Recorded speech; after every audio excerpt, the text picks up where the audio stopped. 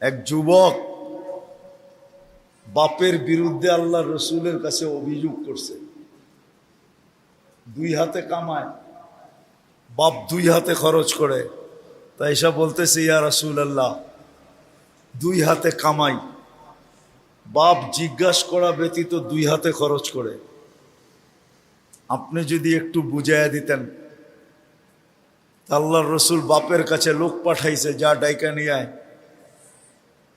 তো যখন ডাকতে আসছে তো জিজ্ঞাসা করছে, অবেলা আমাকে কেন ডাকে? আল্লাহর রসুলের কাছে কে আছে? কাউকে দেখি না, তোমার ছেলেকে বসা দেখছি। তো বাপের মনে গাইতে গাইতে আইতেছিল, মনে, ঠোঁটে না কিন্তু, মুখে না কিন্তু, কি মনে মনে কবিতা পড়তে পড়তে আসতেছিল। তো জিবরিল আলাইহিস সালাম আগে এসে বলে দিছেন, একটু পরেই ডুববো, সালাম দিয়া জবাব দেওয়ার পরে কবিতাটি আগে শুনে নিবেন। কিন্তু জিবরিল আলাইহিস সালাম এই কথা বলে নাই যে কবিতা